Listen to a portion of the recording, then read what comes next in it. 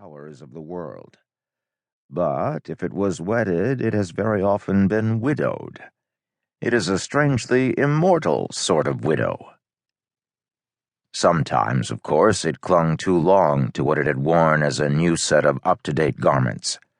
The recovery of Aristotle was a fresh and challenging thing when Albert the Great and Thomas Aquinas led it, but it became an unnecessary encumbrance when Rome thought it something too good to let go of. The Latin tongue looked for a long time like a universal language, spreading opportunities for communication, till it became an outmoded thing trammeled in its own particularities. The Irish practice of private confession introduced a deeper kind of spirituality for monastic specialists, till its broader use for everyone, including children, made it commonplace and subject to abuse. The Church outlasted things that seemed to undermine it, not because it was unaffected by these transitory things, but because it joined them, drew on other sources, and lived to adopt different new things.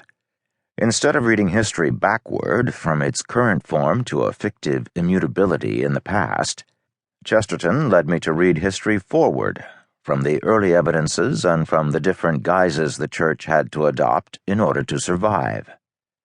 That is not only a more interesting story, but an exciting one, of narrow escapes and improbable swerves. It calls to mind Buster Keaton's 7 Chances, 1925, in which Buster runs full speed down a sloping mountainside pursued by a giant landslide of boulders, dodging some, leaping over others, maneuvering through repeated impasses, caught by a smaller rock that knocks him out of the path of a bigger one, ducking into cover that itself gives way. And then, toward the bottom of the mountain, an even greater menace forces him to run back up through the continuing rain of rocks. Going back to read the Church's story as it happened was called ressourcement, resourcing, in the 1940s and 1950s, when Pius XI and Pius XII silenced its practitioners.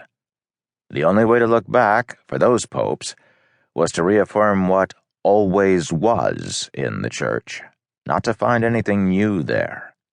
There can be no history at all for those who just retroject the present into the past. But Pope Francis champions ressourcement, as he told his fellow Jesuits at America magazine.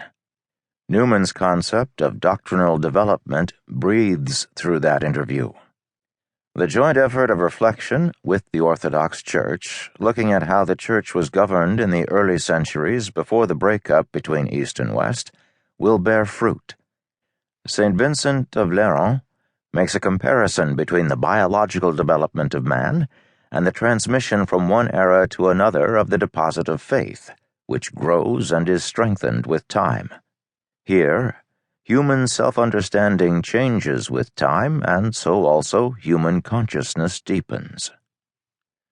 The suppression of the resourcers is an old story with the Church. Yesterday's heretic becomes today's authority, and vice versa. I want to trace in this book how change, far from being the enemy of Catholicism, is its means of respiration, its way of breathing in and breathing out. Even before Pope Francis, the Second Vatican Council had found in the Church's sources that the Church did not always mean what some of its defenders insist that it must mean. Their meaning is implicit in usages like the Church teaches or you must obey the Church. For some, the Church is the Vatican, the papacy, the magisterium, the Church's teaching authority. But that apparatus was not there at the beginning. Another usage of church was older, broader, and better attested in the sources. Vatican II returned to that meaning when it proclaimed that the Church is the people of God. This people includes all those who believe in, follow, and love Jesus. This people first organized itself under the guidance of the Spirit imparted to it at Pentecost. It chose its own leaders. It tested authority. It rejected attempts to dictate to it from above.